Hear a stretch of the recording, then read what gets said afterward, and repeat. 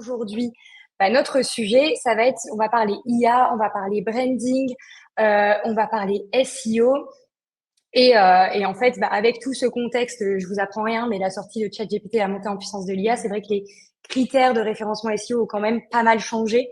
Et personnellement, j'ai eu l'occasion de tester des méthodes un petit peu différentes en SEO pour vraiment renforcer la visibilité en ligne des sites web, avec notamment ce que j'ai appelé le brand SEO. Donc, c'est ce que j'ai envie de vous expliquer aujourd'hui. Je vais vous expliquer un petit peu les différents enjeux et comment le branding, c'est devenu vraiment une stratégie à part entière pour performer en SEO, tout simplement. Donc, pour le petit topo, moi, j'ai commencé le SEO en freelance, puis j'ai été recrutée en agence. Puis, j'ai rejoint un SaaS qui faisait de l'IA, donc de l'IA pour le SEO. Donc, du coup, j'ai vraiment approfondi cette expertise SEO plus IA. Puis là, maintenant, cette année, j'ai pris les devants sur tout ça et j'ai décidé de créer l'école du SEO. Donc, le but de l'école, les gars l'ont super bien expliqué. Mais le but de l'école, c'est que c'est pas une formation en ligne préenregistrée, c'est vraiment une formation en cours particulier. Donc, c'est axé à fond sur la pratique. Le but, c'est que quel que soit le niveau, si tu démarres de zéro, on te réexplique tout depuis le zéro. Si tu es déjà bon en SEO, on va approfondir les différentes notions pour que tu te sentes vraiment à l'aise dans le métier et tout ça en tête à tête avec un formateur sur un certain nombre d'heures qui te donne une certification d'État, qui est finançable avec le CPF, tout ça. Donc, le but, c'est vraiment de rendre le SEO toujours plus accessible à tous et à tous les niveaux. Pas seulement avoir des formations SEO qui sont destinées à ceux qui débutent, en fait, tout simplement. Je voulais commencer par parler un petit peu de vous, juste brièvement, si vous pouvez me dire qui vous êtes, quel est votre niveau en SEO, est-ce que vous faites du SEO en freelance, en agence, in-house. Ça m'intéresse de savoir. Vous pouvez mettre dans le chat. Je crois que je vois le chat. Le dernier message est de Anita. Ouais, voilà, c'est bon, Julien. Ok, super. Mettez-moi dans le chat, comme ça je vois en direct un petit peu où vous en êtes. Ça va me permettre moi aussi d'adapter mon discours, d'adapter les différentes choses que je vais vous partager aujourd'hui pour que vous puissiez repartir avec un maximum de valeur. Et j'en profite pour remercier, pendant que vous mettez tout ça dans le chat, Links Garden pour l'invitation. Ça fait super plaisir d'avoir justement cette opportunité de vous partager un petit peu mes méthodes SEO aujourd'hui. Alors, je vois qu'on a Lorraine qui... Ouh là, Lorraine, elle est partie. Consultante SEO dans une agence. On a Aurélie qui est rédactrice web. Coucou Dimitri. Dimitri, un copain de SEO qui est en agence. Ok, Anita, rédactrice web. Delphine que je connais, on s'est déjà vu. Formatrice en création, gestion de site web. Ok, à l'aise avec le SEO, des e-commerce. Léa qui est chez l'annonceur. Ok, super. Ok, Amir qui est SEO senior. Je continue de regarder un petit peu, parce que on a vraiment, j'ai l'impression, des niveaux assez mélangés ce matin. C'est cool. C'est cool parce que j'ai fait en sorte que ma conf s'adapte un petit peu à tout ça, donc qu'elle soit pas trop redondante avec ce que vous savez déjà pour ceux qui sont plus experts, mais qu'il y ait quand même des notions bien expliquées pour ceux qui débutent, pour que tout le monde puisse suivre. Voilà, sans plus attendre, je vais démarrer. Vous pouvez continuer de mettre vos petites choses dans le chat et n'hésitez pas aussi à poser des questions parce que à la fin, Dan et Alain vont aussi sélectionner les questions pour que je puisse y répondre. Donc, allez-y à fond dans le chat, je vous vois. Allez, c'est parti, on y va. Alors, déjà, avant de... Attendez, laissez-moi juste... Ok, ouais, c'est bon. Alors, avant de commencer, je vais juste remettre un petit peu de contexte. On est d'accord, je vous apprends rien. À une époque, le SEO, c'était juste optimiser des mots-clés, acheter des liens, avoir des réseaux de sites, et puis on était référencé.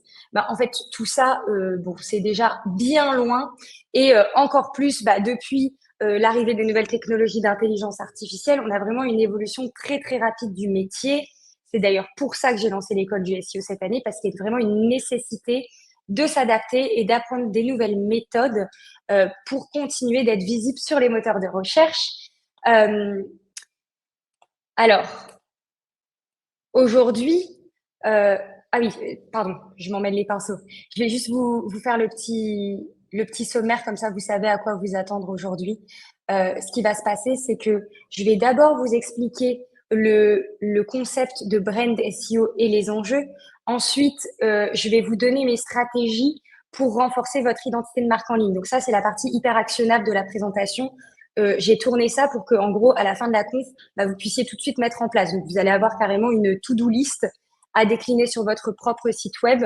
Et ensuite, je vais aussi vous parler de comment mesurer parce que le branding, c'est une notion hyper floue et c'est une notion qu'on n'a pas l'habitude forcément d'aborder sous l'angle du SEO. Donc, je vais vous donner un petit peu des pistes d'indicateurs que vous pouvez suivre bah, pour mesurer la performance de votre stratégie de brand SEO, tout simplement. Euh, Aujourd'hui, le S... Attendez, j'ai l'impression qu'il me manque des... Ok, il me manque juste une petite slide, donc je vais faire un passage comme ça. Ok, le SEO, aujourd'hui, c'est devenu une discipline hyper complexe et le branding joue vraiment un rôle central. Pourquoi? Tout simplement parce que Google, il a bah, considérablement affiné sa compréhension du contenu et des intentions de recherche des utilisateurs. Donc, en fait, tout simplement, Google, il ne se laisse plus berner par les techniques d'autrefois où on pouvait un peu faire tout et n'importe quoi avec forcément l'arrivée de l'IA, ChatGPT, et maintenant Google SGE et notamment les moteurs de recherche qui sont alimentés par l'IA, bah, tout ça, ça change complètement les critères de référencement. Et c'est cette petite slide que je voulais vous montrer. C'est que donc ça reprend l'adoption de l'IA par professionnels du marketing. Et cette slide, dites-vous, ça date de 2023, cette étude. Donc c'était il y a déjà un an. Il y a déjà un an, on avait 50% des professionnels du marketing qui utilisaient l'intelligence artificielle et 30% qui envisageaient de l'utiliser dans le futur. Donc, ça vous donne un petit peu une idée de l'importance que ça a pris dans la mise en application des méthodes de référencement. Forcément, Google a dû s'adapter et a dû adapter ses critères de référencement. Du coup, dans ce contexte, c'est avoir une marque forte, c'est vraiment devenu essentiel parce que Google va toujours privilégier les sources fiables. Et c'est d'ailleurs, qui dit source fiable dit aussi gros score d'autorité sur votre site. Et ça passe par quoi? Ça passe notamment par des stratégies de netlinking et d'achat de liens. Et là, je fais un petit coucou à Links Garden parce que effectivement, l'achat de liens, ça devient quelque chose d'hyper important, notamment dans une stratégie de développement de votre image de marque pour le SEO. Je voulais aussi vous partager quelques petits chiffres avant de vraiment rentrer dans le vif du sujet, parce que j'ai trouvé une étude de SE Ranking qui a été publiée juste là en juillet 2024, donc très récente.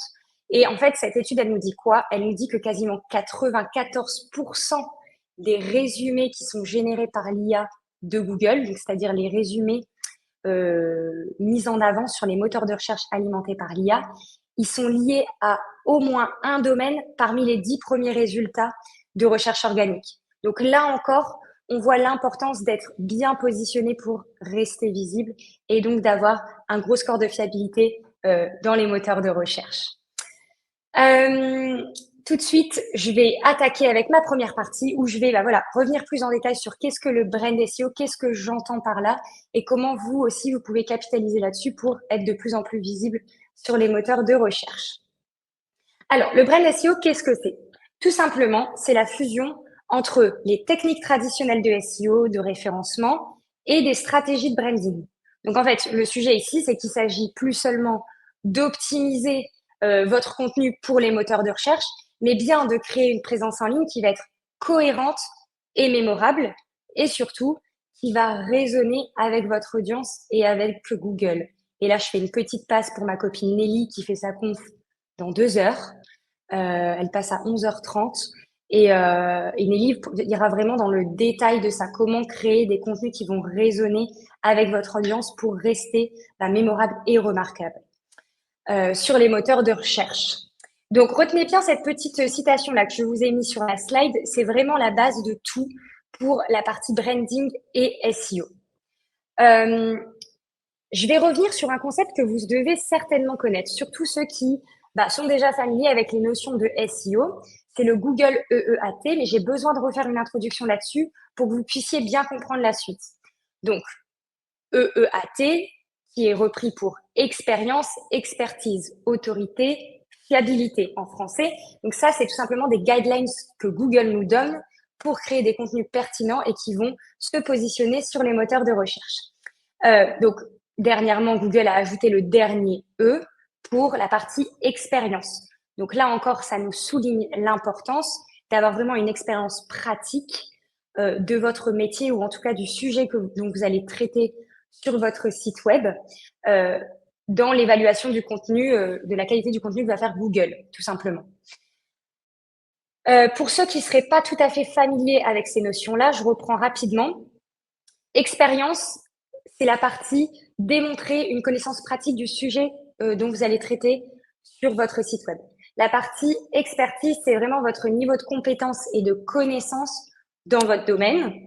La partie autorité, donc le A, c'est la reconnaissance de votre expertise par d'autres. Donc ça passe notamment par tout ce qui est backlinks, donc les sites web qui vont renvoyer vers votre site web pour vous mettre en avant et vous citer tout simplement.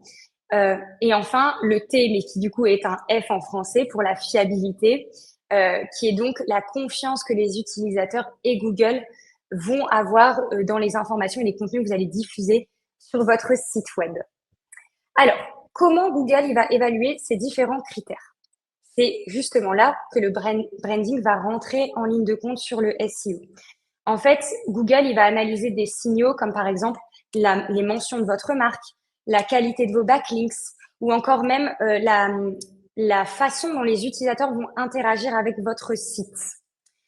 On a une étude qui nous dit que justement les pages en première position sur Google ont en moyenne 3,8 fois plus de backlinks que celles qui sont en position 2 à 10. Donc vous voyez vraiment l'importance, je vous le disais en intro, mais de la stratégie de lien pour pouvoir indiquer à Google que vous êtes quelqu'un de fiable et donc pour qu'il puisse vous mettre vous en avant plus qu'un autre.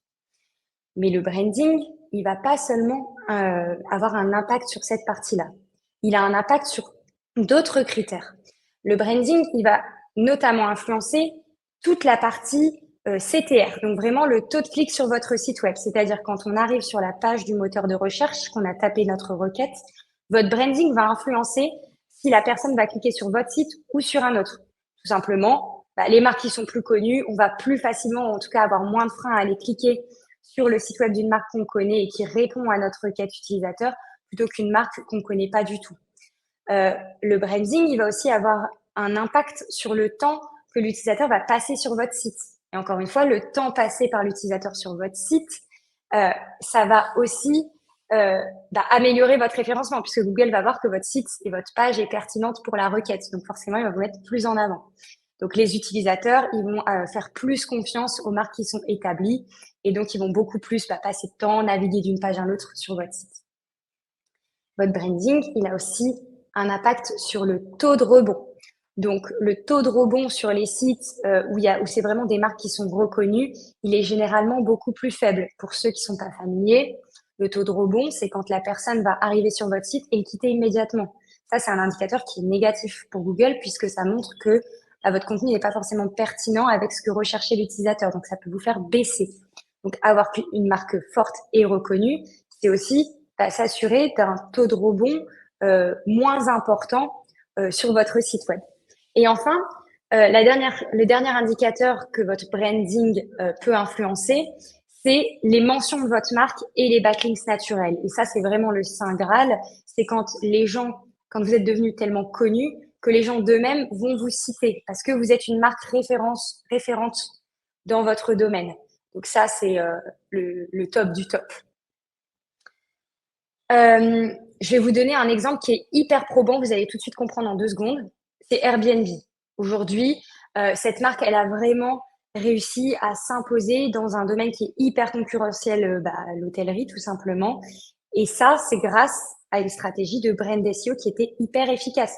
Aujourd'hui, on va beaucoup plus rechercher Airbnb que location de vacances. Et je vous ai mis une capture d'écran de Google Trends qui nous montre clairement ça. C'est que les volumes de recherche sur Airbnb, j'ai segmenté sur la partie France. Les volumes de recherche sur le terme de recherche Airbnb, il a complètement dépassé le terme de recherche location de vacances. Donc, en fait, ça montre vraiment l'impact, à quel point l'impact peut être puissant quand on a une marque forte et à quel point ça peut euh, tout simplement débloquer votre SEO en fait sur votre nom de marque, tout simplement. Alors, j'enchaîne tout de suite. Déjà, est-ce que vous avez des questions sur cette première partie d'introduction au brand SEO? Est-ce que c'est clair? Est-ce qu'il y a des notions sur lesquelles il faut que je revienne? Mettez-le tout de suite dans le chat. Comme ça, à la fin, Dan et Alain mettront en avant vos questions pour que je puisse préciser des notions qui n'auraient pas été tout à fait claires. Pendant que vous faites ça, j'introduis tout de suite la partie 2, qui est vraiment la partie pratico-pratique. Donc là, c'est le moment où on sort son bloc-notes, son stylo, sa page Notion pour prendre des notes. Et puis de toute façon, vous aurez les slides, donc vous pourrez récupérer tout ça si jamais vous n'avez pas le temps de tout écrire. Là, je vais vous présenter 4 stratégies clés que moi-même j'ai mis en place pour pouvoir renforcer l'identité de marque en ligne. Donc, vous assurer en fait que votre marque soit reconnaissable sur les moteurs de recherche. La première stratégie dont je voulais vous parler aujourd'hui, c'est la création d'un contenu de marque fort et cohérent. Ça passe par quoi? Ça passe d'abord par créer du contenu interactif, parce que le contenu interactif, il va générer beaucoup plus d'engagement que le contenu statique. Tout simplement, comment on met ça en pratique? Déjà, vous pouvez, par exemple, sur votre site, créer un quiz qui va être lié à votre secteur d'activité, lié à votre domaine. Par exemple, si vous êtes dans le domaine de la finance, vous pouvez très bien proposer un quiz sur l'une des pages de votre site web. Quel est votre profil d'investisseur? Et donc ça vous permet d'aller vraiment beaucoup plus loin dans l'engagement de l'utilisateur sur votre site web. Ça va envoyer des signaux positifs à Google parce que le temps de session de l'utilisateur va être beaucoup plus important. Et en plus, ça vous permet vraiment d'engager l'utilisateur et pas d'être simplement dans le délivrer de l'information descendante, mais vraiment un peu comme je fais là avec vous. Je vous demande vos retours en temps réel dans le chat, je vous demande vos questions. Voilà, on est vraiment dans l'interaction. Et ça, c'est positif quand on fait une conférence et c'est positif quand on fait du SEO. Vous pouvez aussi utiliser des outils comme par exemple Typeform. Typeform, ça vous permet de créer facilement des formulaires et de les intégrer directement sur vos pages de contenu. Vous pouvez, par exemple, sur vos articles de blog, plutôt que d'avoir juste des H2, H3, etc., intégrer, par exemple, à un moment donné, un quiz dans un article de blog, intégrer un contenu téléchargeable. Tout ça, c'est des choses qui vont permettre vraiment de maximiser l'engagement des utilisateurs sur votre site web. La deuxième chose qui fait partie de cette stratégie de création de contenu de marque et qu'on voit de plus en plus, ça va être tout ce qui est série de contenu. On voit énormément d'entreprises qui vont lancer notamment des podcasts. Et en fait, le podcast, c'est vraiment une source d'augmentation de trafic sur votre site web. En fait, c'est vraiment une source d'acquisition à part entière que vous pouvez réutiliser pour votre SEO. Pourquoi? Parce que le fait de lancer un podcast récurrent qui sort par exemple toutes les semaines, ça vous propulse votre image d'entreprise à quelqu'un de référent dans le domaine puisque vous allez donner des conseils sur votre secteur d'activité. Donc vous allez prendre les devants sur votre marché tout simplement. Et en plus, en fait, en suivant les petits points là que je vous ai mis en dessous dans la mise en œuvre, donc vous lancez votre podcast, par exemple hebdomadaire sur un sujet que vous voulez dans votre industrie. Vous allez utiliser Ocha, qui est une plateforme d'hébergement pour distribuer votre contenu. Et après, et c'est là que le SEO intervient, c'est que vous pouvez créer une landing page dédiée, une page de votre site dédié pour chaque épisode. Et là, on rentre vraiment dans une démarche de recyclage de contenu, en fait. Avec la retranscription de votre épisode de podcast, vous pouvez créer un contenu à part entière, l'héberger sur votre site. Et là encore, sans même devoir repartir de zéro, vous arrivez à capitaliser sur ça pour créer un nouveau contenu, vous positionner sur des nouveaux mots-clés et avoir une source de trafic supplémentaire sur votre site. Donc, pour le coup, les séries de contenu, c'est hyper intéressant dans une stratégie à la fois de branding et de référencement. Est-ce que tout va bien pour vous? Je vois qu'il y a des petites questions qui arrivent.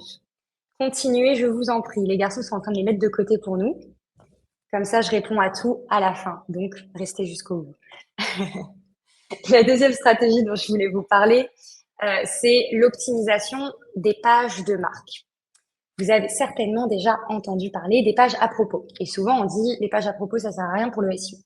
Et ben, dans une stratégie de brand SEO, comme j'aime l'appeler, je ne suis pas d'accord. Je ne suis pas d'accord. Les pages de marque sont hyper, hyper importantes pour créer justement un attachement à votre marque. Donc concrètement, dans la mise en pratique, comment ça se passe? Bah, c'est ni plus ni moins. Il va falloir structurer votre histoire dans différentes sections. Donc, vous allez avoir dans votre page à propos une section origine, mission, valeur, votre équipe, tout ce qui fait que la personne va se reconnaître à travers votre histoire. On parle aussi beaucoup de storytelling et encore une fois, je fais une passe à ma petite Nelly qui va qui va vous parler super bien de storytelling dans sa conf tout à l'heure. Mais voilà, storyteller, c'est engagé en fait. C'est pas juste dire euh, il y a tel stat, c'est dire moi-même j'ai vécu cette expérience et voilà mon retour d'expérience. Et tout de suite, ça parle beaucoup plus parce que les gens peuvent se reconnaître dans ce que vous racontez. Après, on voit beaucoup dans les pages à propos tout ce qui est timeline interactive sur l'histoire de l'entreprise. Ça, c'est quelque chose qu'on voit beaucoup et qui permet d'aller beaucoup plus loin dans, pareil, dans l'explication de votre histoire et dans l'engagement des visiteurs sur votre site web. Vous pouvez aussi ajouter des témoignages clients, des témoignages de vos collaborateurs. Vous pouvez aussi utiliser tout ce qui est données structurées pour organiser votre page et qu'elle puisse bien ressortir dans les moteurs de recherche. Sur la partie optimisation des pages de marque, on peut aussi utiliser les avis de vos clients, les avis des consommateurs. On a une étude qui nous dit même que mettre en avant les avis des consommateurs sur votre site web, ça peut augmenter vos conversions de 270%. À chaque fois sur la slide, je vous ai mis la source de mes chiffres. Vous allez voir, il va y avoir pas mal de données chiffrées. Vous pouvez tout retrouver sur la slide avec la source si vous voulez vous-même aller vous plonger dans cette étude qui est hyper intéressante. Vous voyez un petit peu l'impact que ça peut avoir sur le taux de conversion. C'est énorme. Alors, pour mettre ça en place, comment on peut faire concrètement? Là, si demain vous voulez le faire, déjà, vous pouvez intégrer un système d'avis client. Tout simplement, le plus connu, c'est Trustpilot. On a aussi Yocto pour tout ce qui est e-commerce. Selon votre industrie, vous allez avoir des outils qui vont être plus ou moins adaptés pour vous. Pour les SaaS, on a G2, par exemple. Donc, prenez l'outil le plus adapté à ce que vous faites et à votre secteur d'activité. Vous pouvez ajouter des vidéos de démonstration pour chaque produit. Vous pouvez utiliser des descriptions hyper détaillées avec des mots-clés pertinents. Encore une fois, là, vous pouvez injecter des données structurées sur votre page pour tout ce qui est rich snippets, donc pour pouvoir avoir par exemple le système d'étoiles qui ressort sur Google et qui va forcément augmenter votre taux de conversion, votre taux de clic sur les pages de résultats Google. Voilà, tout ça, c'est des petites choses, vous voyez. C'est pas voilà, c'est pas incroyable à mettre en place, c'est juste une page à propos en soi et mettre en place un système d'avis client. Mais en fait, c'est vraiment des choses qui vont vous permettre de faire la différence pour devenir une marque forte en fait et capitaliser sur ça pour votre SEO. La troisième stratégie dont je voulais vous parler, et c'est donc l'avant-dernière puisque j'en ai sélectionné 4 pour notre conférence aujourd'hui, c'est l'optimisation pour les recherches de marques. Donc pour ça, il y en a avoir différentes techniques. Déjà, vous allez pouvoir utiliser la technique des pages dédiées. Les pages dédiées, elles vont permettre d'augmenter votre visibilité sur les pages de résultats des moteurs de recherche. On appelle les SERP. Concrètement, comment ça se passe? Déjà, il faut que vous ayez une structure d'URL qui est claire. Donc, votre nom de domaine.com, slash la catégorie de votre contenu, slash le nom de votre contenu. Ça peut être slash le silo SEO que vous avez décidé de traiter dans votre blog, slash le nom du blog. En tout cas, il faut que votre structure d'URL soit claire et très bien structurée à travers tout votre site. Ensuite, vous allez ajouter les titres H1. Il faut faire attention qu'ils soient bien uniques et dans la mesure du possible, qu'ils puissent intégrer à la fois le nom de votre produit, de votre offre et le nom de votre marque. Ça va vous permettre de faire ce qu'on appelle du brand awareness. C'est vraiment sensibiliser les visiteurs de votre site sur comment vous vous appelez, qui vous êtes à chaque étape de votre site web. Vous pouvez aussi ajouter, par exemple, ça c'est quelque chose qui fonctionne très très bien, une FAQ spécifique à chaque produit ou à chaque offre en bas de vos pages. Ça va vous permettre de beaucoup mieux ressortir dans les moteurs de recherche aussi et ça aide à orienter l'utilisateur. La deuxième technique d'optimisation pour les recherches de marque dont je voulais vous parler aujourd'hui, ça va être tout ce qui est snippets, données structurées, extraits enrichis de Google, euh, puisqu'en fait, ces extraits enrichis, ils vont vous donner en fait, votre exposition à la marque auprès des utilisateurs, elle va être beaucoup plus forte. On a une étude, encore une fois, que je vous ai citée ici dans la slide, qui nous dit que l'attachement à la marque, il peut multiplier le CTR, donc le taux de clic sur votre site, de 2 à 3 fois. C'est vraiment énorme. Donc, qui dit attachement à la marque dit visibilité de votre marque. Et votre marque est visible, notamment dans ces extraits enrichis des moteurs de recherche, tout simplement. Comment on fait pour mettre ça en pratique? Et ben déjà, on va rédiger des métadescriptions qui vont être uniques, mais surtout qui vont me donner envie d'aller cliquer sur votre site. Ensuite, on a des outils comme par exemple SERP Simulator qui vont vous permettre de prévisualiser les snippets, donc les extraits enrichis des moteurs de recherche. Vous allez pouvoir aussi intégrer des éléments de données structurées, comme par exemple les étoiles de notation que je vous citais tout à l'heure.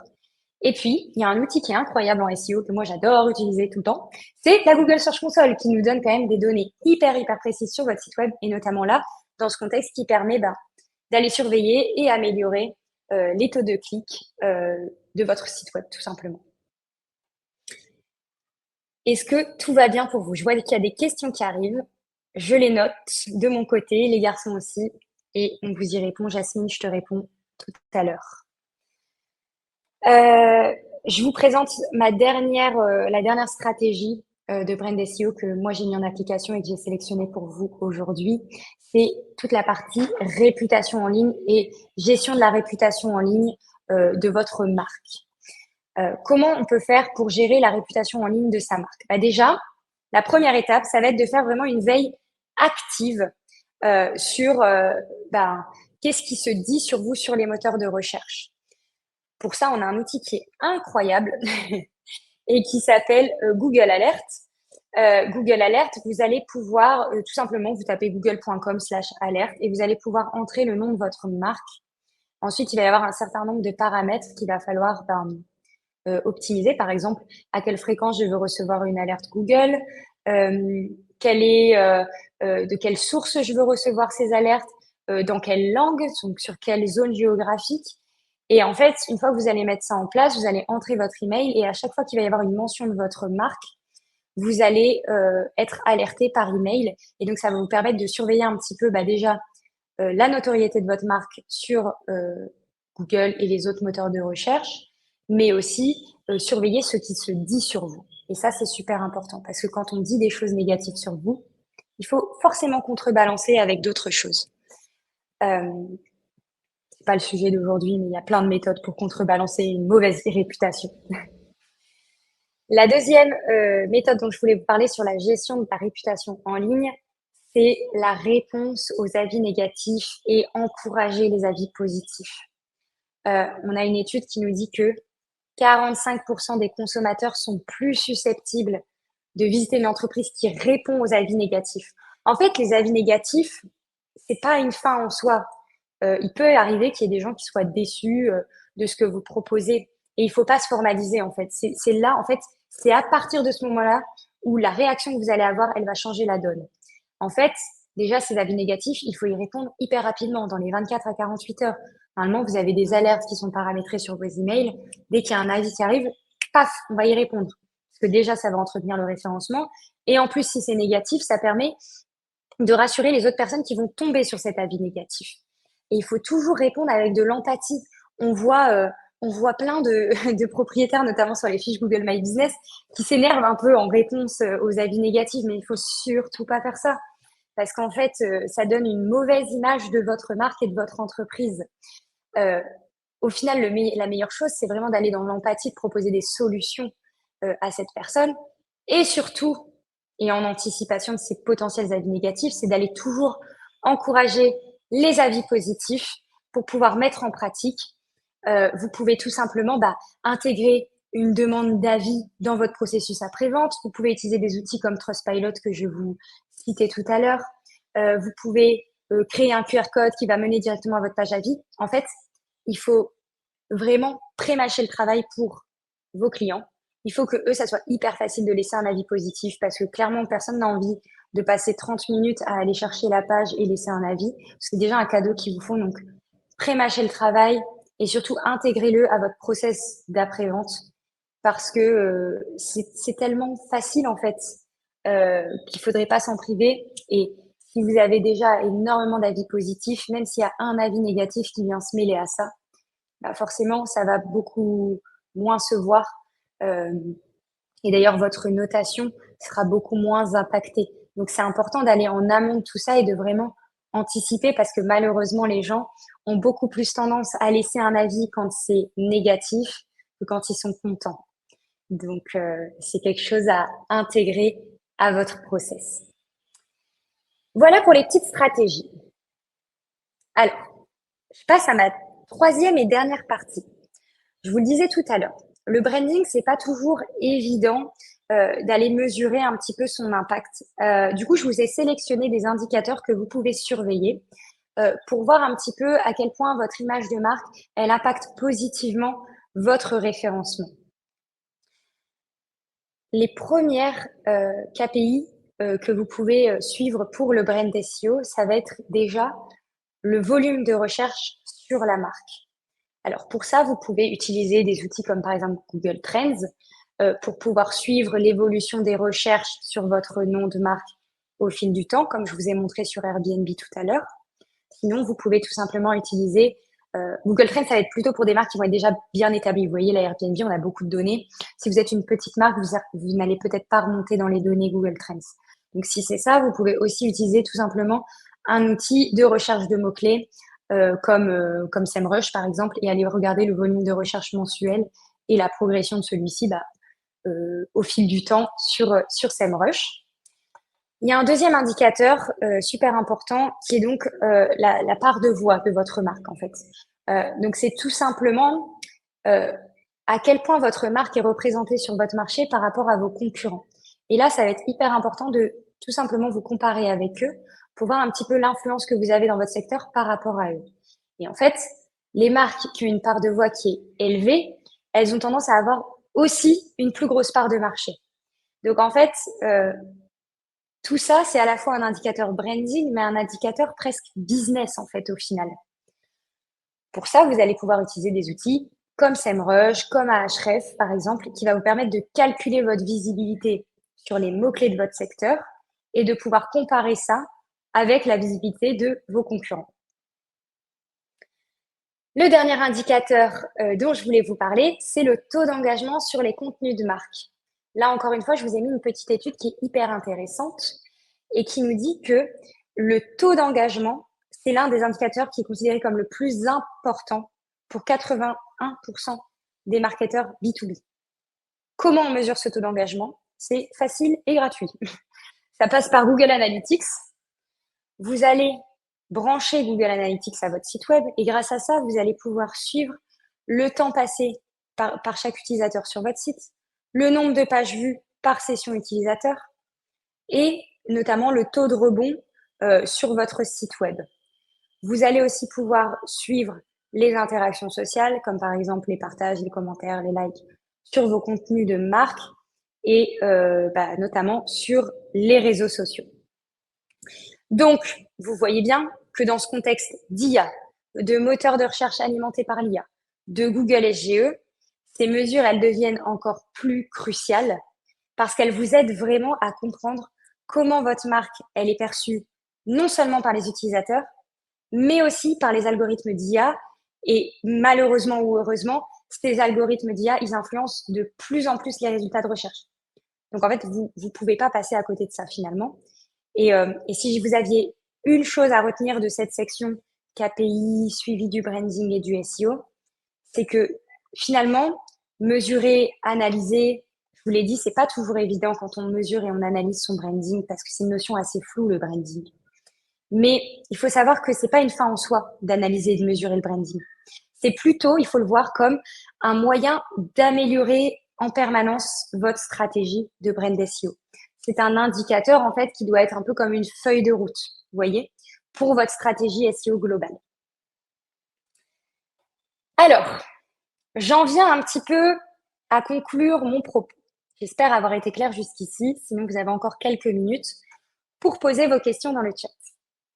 Déjà, je vais vous récapituler un petit peu les grandes lignes, comme ça, vous pouvez avoir une vision claire sur vos notes. Voilà. Ce que j'ai abordé aujourd'hui, c'est déjà que le branding a une importance croissante dans le monde du SEO.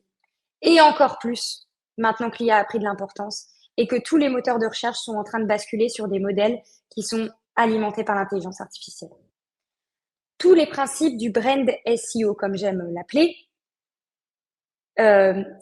ils vont avoir un impact sur votre visibilité en ligne et notamment, il y a un gros impact aussi des facteurs EEAT que j'ai abordé en début de présentation sur cette fameuse visibilité en ligne. Donc, c'est important de s'y conformer quand vous allez créer du contenu pour les moteurs de recherche. Je vous ai aussi parlé donc des stratégies concrètes que personnellement j'ai mises en place et qui ont fonctionné pour pouvoir renforcer votre identité de marque en ligne, pour pouvoir créer du contenu et pour pouvoir gérer la réputation de votre marque sur les moteurs de recherche. Et je vous ai aussi, là dernièrement, abordé l'importance de mesurer l'impact de vos efforts de branding sur votre SEO pour pouvoir continuellement affiner vos stratégies. Ce que j'ai envie que vous reteniez aujourd'hui, c'est que finalement, le brand SEO, dans un contexte IA, c'est pas seulement de dire c'est une question de technologie, voilà, on doit s'adapter, on doit utiliser des nouvelles technologies. C'est surtout en fait une question de créativité, d'authenticité, de valeur ajoutée que vous allez donner à votre audience. En fait, pour faire du bon SEO combiné à un bon branding, il faut vraiment trouver un équilibre entre optimiser votre contenu pour les machines et créer du contenu qui résonne avec les humains, tout simplement. En fait, il faut que vous testiez par vous-même. Le SEO, c'est un métier de test. C'est un métier où je mets les mains dedans, j'apprends et j'adapte. Donc, cette conf, c'est aussi pour vous encourager à continuer d'expérimenter, d'apprendre, d'adapter vos stratégies. Le SEO, c'est vraiment un métier passionnant et on voit qu'il y a énormément de changements en ce moment. Et en fait, c'est vraiment en restant curieux et agile sur les méthodes que vous allez mettre en place que vous allez pouvoir continuer de performer sur les moteurs de recherche. Il ne faut pas avoir peur de l'IA. Il ne faut pas avoir peur des moteurs de recherche alimentés par l'IA. Il faut juste tester de nouvelles choses, ouvrir un petit peu son spectre de méthodes traditionnelles pour aller chercher des nouvelles choses qu'on n'a pas encore expérimentées. Et peut-être, c'est pour ça qu'il y a beaucoup de SEO qui ont des sites tests en fait. Peut-être que ça va pas marcher, mais peut-être que ça va vous permettre de faire de faire x2 sur votre trafic SEO. Donc, je vous encourage toujours à être dans cette démarche un peu de test and learn, comme on pourrait l'appeler. Voilà, moi aujourd'hui, ce que j'avais envie que vous reteniez, c'est ça, c'est ce message clé. J'aime bien terminer les confs en ouvrant sur un autre sujet. Mais d'abord, j'ai envie de vous proposer à tous ceux qui ont participé à cette conférence et qui vont participer à cette journée de SEO Garden Party et qui nous verront peut-être directement dans le replay. Avec l'école du SEO, ce qu'on a mis en place pour cette SEO Garden Party, c'est un bilan de compétences. Parce que dans cette démarche d'amélioration continue, qui je pense est extrêmement importante, je pense que c'est extrêmement important de savoir où vous en êtes aujourd'hui au niveau de vos compétences SEO, de voir quels sont vos points forts, vos points faibles, déjà pour vous rassurer sur vos compétences métiers, mais aussi pour voir s'il y a des axes sur lesquels vous devriez vous former et vous améliorer pour aller beaucoup plus loin dans votre pratique du métier. Donc, exceptionnellement aujourd'hui, et je vais demander à Bérangère de mettre le lien. Voilà, elle l'a mis. Le lien, en fait, je vous ai mis un petit lien pour que vous puissiez réserver votre bilan de compétences. Donc, je ne suis pas toute seule sur ce sujet-là. C'est avec Mathieu, qui est le responsable pédagogique de l'école du SEO. On a mis au point une méthode de bilan de compétences basée sur des outils RH, justement, qui vous permet d'avoir une vision claire de où vous en êtes aujourd'hui, vos points forts, vos points faibles et les choses que vous pourriez retravailler. Donc, je vous invite à aller sur cette page et à prendre rendez-vous avec nous pour pouvoir évaluer vos compétences et repartir avec une vision claire de où vous en êtes, tout simplement. Donc, on va faire ça toute la semaine prochaine. Donc, prenez rendez-vous maintenant. On fait ça en continu la semaine prochaine. Donc, essayez de condenser ça dans votre agenda semaine pro. Et pour ouvrir, parce que j'aime ouvrir à d'autres sujets et peut-être que ça va vous donner des... Je sais pas pourquoi Jérôme, il a le responsable pédagogique à l'école du SEO dans le chat. Ça va vous ouvrir peut-être à de nouvelles problématiques. Mais voilà, selon moi, qu'est-ce que nous réserve l'avenir du brand SEO? Bah déjà, je pense qu'il va y avoir beaucoup plus de personnalisation et de la personnalisation beaucoup plus poussée avec l'intelligence artificielle. Ça signifie quoi? Ça signifie que l'IA sera plus seulement un outil pour les moteurs de recherche, mais aussi un outil pour les marketeurs au global, en fait. Je pense aussi que l'intégration du SEO va de plus en plus se faire dans une stratégie marketing globale. Et tout à l'heure, les garçons l'évoquaient, le SEO Summit qui aura lieu en décembre au Grand Rex. Pour vous faire un petit spoiler, mais avec Nelly, on va faire une conférence toutes les deux et on va aborder justement de ce sujet d'intégration du SEO dans une stratégie SEO globale. Dans une stratégie marketing globale, pardon. Le SEO ne peut plus être vu clairement comme une compétence isolée. Elle a besoin, cette compétence, d'être intégrée dans une stratégie globale et une compréhension globale des enjeux marketing pour pouvoir continuer de performer. Et bien sûr, et bien évidemment, comme ça me permet de faire le rappel pour le bilan de compétences. Mais aujourd'hui, qu'est-ce que ça veut dire? Ça veut dire que la formation continue, et spécialement dans le domaine du SEO, va être de plus en plus indispensable pour continuer de s'adapter au métier et continuer de performer sur les moteurs de recherche. Donc, je vous invite une nouvelle fois à prendre le temps avec nous la semaine prochaine de venir faire un bilan sur vos compétences. C'est pas hyper long. Ça prend entre 30 et 45 minutes, mais peut-être qu'il y a des personnes qui l'ont déjà fait parce que j'avais déjà proposé ça. Peut-être qu'il y a des personnes dans le chat qui ont déjà fait leur bilan de compétences avec nous. Vous verrez, vous allez ressortir avec une vision beaucoup plus claire et vraiment un plan d'action de ce que vous pouvez mettre en place pour être encore meilleur dans le métier. Je vais regarder un petit peu vos questions et puis je vais laisser les garçons aussi peut-être revenir ou mettre en avant un petit peu les questions auxquelles vous aimeriez que je réponde. Yes. Ah, ça y est. Ah, déjà, bravo. Voilà. Merci Camille. Merci. Moi, j'ai quand même quelque chose à dire déjà avant qu'on passe aux questions. Très, très, Oui. très intéressante la conférence dans le sens où souvent on a le regard d'experts SEO, comme on les appelle, qui vont dire technique, contenu, netlinking, et dans cet ordre-là, et ainsi de suite. Là, ce que j'aime bien, c'est que on voit on n'est pas cantonné seulement à ça. Et c'est très important de faire vivre son site et qu'il y a plein d'autres manières que simplement faire du contenu blog, que simplement faire ce genre de choses. Et ça, voilà, c'est vraiment pertinent de penser que travailler votre site, le faire vivre et tout, ça sera forcément des signaux positifs à Google. D'essayer de faire rester les gens sur votre site aussi, c'est très, très important. Donc, bravo pour ça. Franchement, c'était super cool. Je sais Merci, pas ça si fait on va plaisir. pouvoir... Vas-y, dis-moi. Non, je disais merci, ça fait plaisir. Et dans les stratégies de branding, on utilise des méthodes traditionnelles SEO au Bien final. sûr, Achat de liens, tout ça, bien ça sûr. vient s'intégrer dans la Hein, stratégie de bien branding. sûr, c'est un tout, bien sûr. Je ne sais pas si on va pouvoir répondre à toutes les questions. Si jamais on n'a pas le temps de répondre à toutes les questions, n'hésitez pas à aller la voir sur LinkedIn. Elle répondra ou même sur le chat après s'il y en a qu'on ne peut pas répondre. Je vais afficher celle-là, celle de Amir. Devrions-nous nous positionner sur le thème général location de vacances ou plutôt intégrer la mention Airbnb dans le contenu pour avoir rapidement de la visibilité? Alors, petite chose, peut-être à préciser, je ne sais pas exactement ce que tu en penses, Camille, et même Dan. Faut voir dans quelle mesure on a le droit de parler de Airbnb dans son contenu. Je pense qu'il y a aussi ça. Je te passe la main, Camille. Après, Moi, je connais bah, la réponse à ça, vas-y. si tu veux. Par rapport à Airbnb, très spécifiquement, tu as tout à fait le droit d'en parler puisque c'est une vraie requête qui s'est un peu Ok, généralisée. Donc, tu as le droit d'en parler. Ce que tu n'as pas le droit de faire, c'est de dénigrer en disant Airbnb, c'est nul comme ça, ou alors nous, ce qu'on fait, c'est mieux que Airbnb. Ça, tu n'as pas le droit de le faire parce que c'est une attaque, en fait, à la marque. Par contre, de d'accord. dire on propose des locations de vacances qui, comme Airbnb, propose voilà, ce genre de choses, ça, il n'y a pas de souci. Tu peux tout à fait le faire. D'accord. Voilà. Ouais. Bah, je te rejoins complètement sur ce que tu viens de dire. Et je trouve que des fois, il faut faire du SEO opportuniste Et à un moment donné, s'il y a du volume de recherche, si les gens, en fait, mais c'est rentré dans le langage courant Airbnb en fait. Maintenant, on dit C'est plus, comme Uber. je vais réserver une location de vacances. On dit, je vais réserver un Airbnb en fait, tout simplement, comme Uber, Ouais. comme plein de marques qui se sont imposées dans leur secteur d'activité.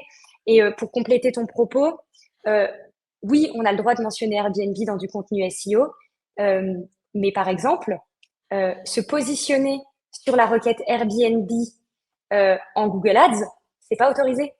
Donc en fait, mentionner Airbnb dans ces Google Ads, c'est pas autorisé. En tout cas, Airbnb, il y en a qui le font et qui attendent qu'on leur tape sur les doigts pour le retirer. Mais c'est là où le SEO, il est quand même fort. En tout cas, il a un avantage supplémentaire par rapport à de la publicité payante sur les moteurs de recherche, parce qu'on est beaucoup plus libre de ce qu'on fait et de ce qu'on mentionne dans nos contenus. Il y a d'autres questions et il y en a qui ont été très gentils parce qu'il y en a qui ont répondu en même temps à certaines questions. C'est Je pense clair. à Stéphane qui a été très sympa. On va mettre celle de Mia. Hop. Je ne comprends pas l'histoire du timeline interactif possible de développer. Tu en as parlé un petit peu au début.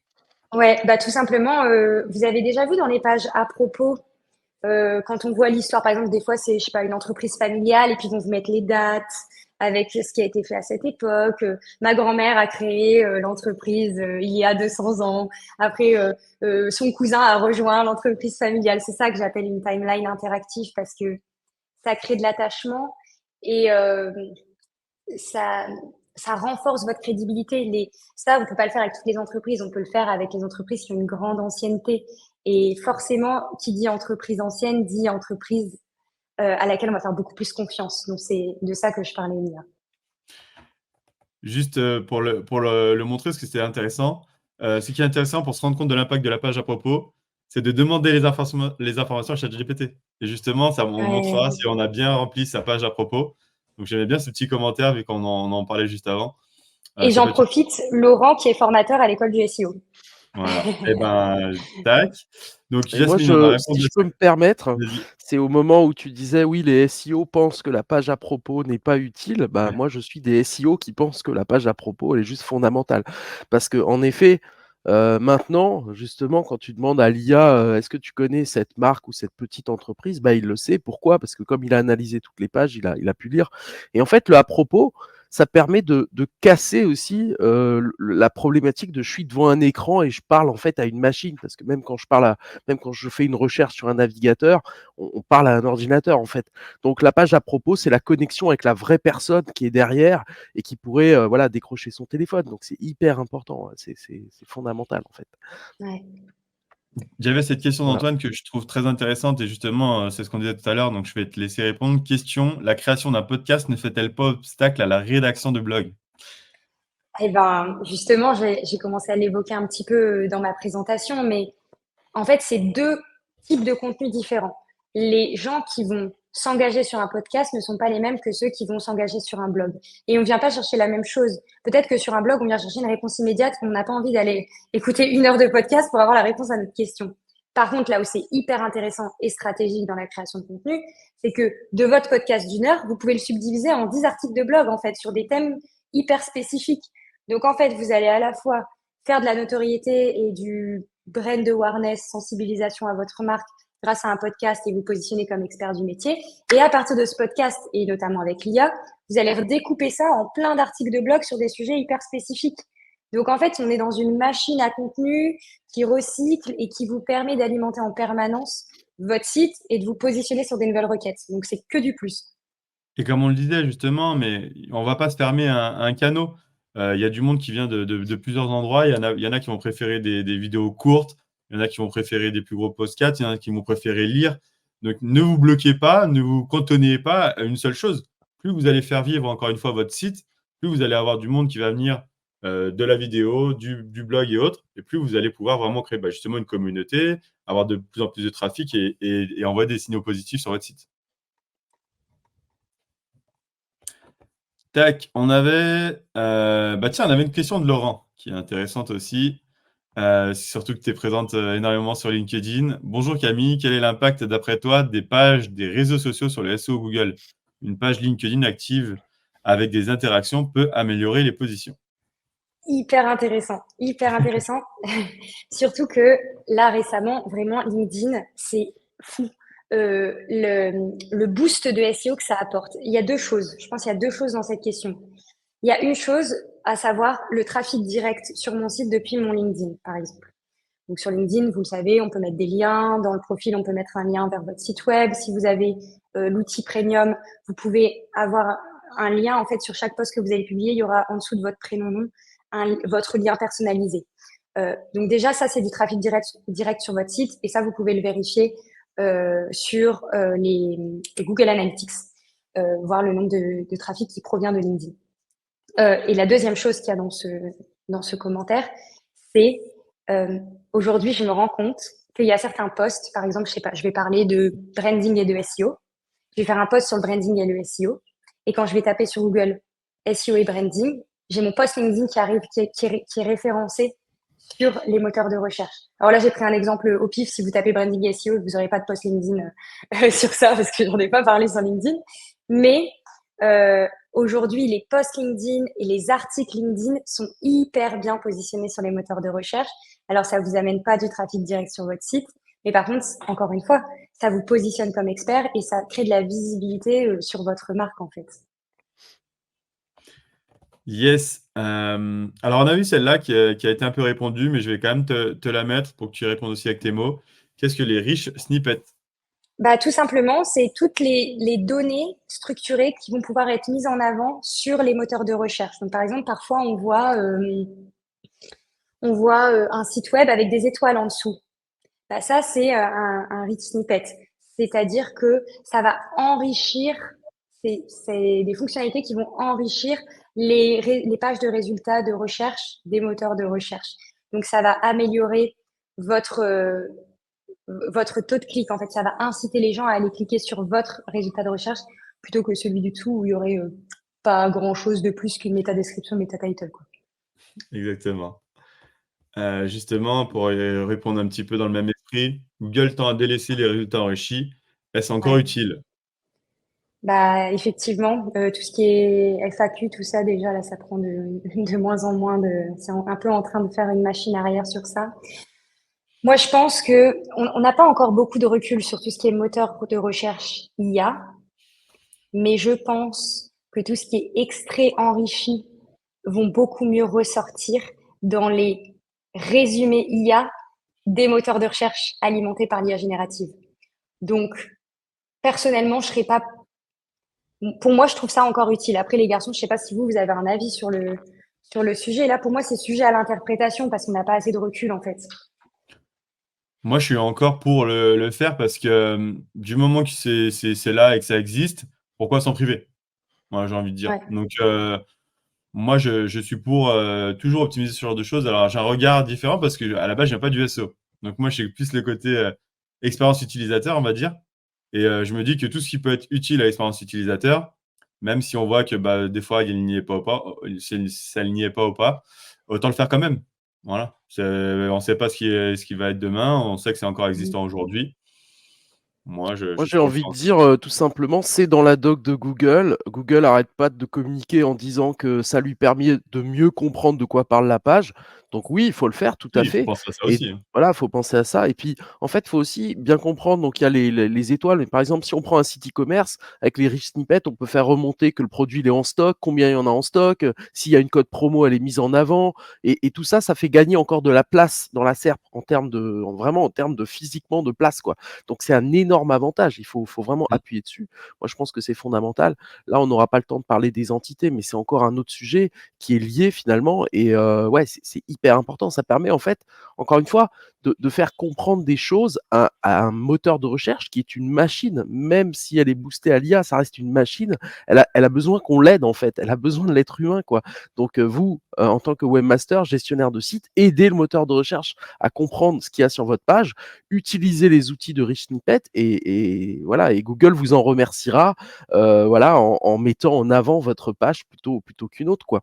Si bien sûr. vraiment vous avez un bon produit, s'il est bien noté, ben voilà, utilisez le système de notes. C'est incroyable, hein, les étoiles, ça fonctionne vraiment. C'est pas une fioriture. Voilà. Pas confondre Rich Snippet et Smiley dans les titles, hein, c'est pas la même chose. Bon, je mets juste une Si on dernière peut le faire. question avant de te libérer. Je crois qu'il en restait une ou deux. Je te laisserai regarder le chat. Et sinon, si vraiment Ouais. il y en a que je n'ai pas pu répondre, n'hésitez pas à aller la voir encore une fois. Pour reparler des replays, abonnez-vous à la chaîne YouTube Links Garden. C'est la valeur la plus sûre pour avoir les replays. Voilà, vous vous mettez dessus avec la petite cloche, tout ça. Et là, vous aurez les replays. Et il y aura aussi d'autres formules. Mais voilà, n'hésitez pas à faire ça. Véronique, je te laisse partir là-dessus justement pour que tu puisses en reparler. Sous quelle forme se passe le bilan et combien de temps faut-il compter? Alors, comment ça se passe? Il y a 2 formats. Soit vous choisissez d'évaluer vous-même vos compétences et ensuite on débriefe ensemble en direct et on vous apporte la valeur nécessaire et notre analyse du sujet. Soit vous décidez de tout faire en direct avec nous. Donc, vous allez voir sur votre page, sur la page pour prendre le bilan de compétences, il y a 2 boutons. Donc, vous cliquez sur l'un ou sur l'autre. Et donc, si vous cliquez sur le fait de le faire en autonomie, vous allez répondre à un certain nombre de questions. Puis ensuite, on va vous inviter à prendre rendez-vous pour débriefer ensemble en direct. Sinon, si vous voulez tout faire en direct, souvent ça prend tout en direct, ça prend entre 30 et 45 minutes. Et seul plus débrief, ça prend, je pense, entre 45 minutes et 1 heure. Je pense, parce que vous allez prendre plus de temps à répondre aux questions que si vous le faisiez directement de manière orale. Mais si, c'est-à-dire que l'oral, des fois, ça peut être déstabilisant parce que on vous pose des questions comme un grand oral et vous devez nous répondre en direct. Donc, des fois, c'est un peu stressant. Donc, des fois, il vaut mieux se poser tranquille chez soi et débriefer ensuite. Top. Voilà. Merci beaucoup, Camille. Super conférence. On se revoit du coup au Grand Rex à Paris pour l'événement d'Eliott. Avec Et puis, on plaisir. se dit à bientôt. À Eh ben, bientôt. merci à tous pour votre écoute. Merci les garçons et à très vite sur LinkedIn ou pour un bilan de compétences. Merci, à Salut. bientôt, Camille.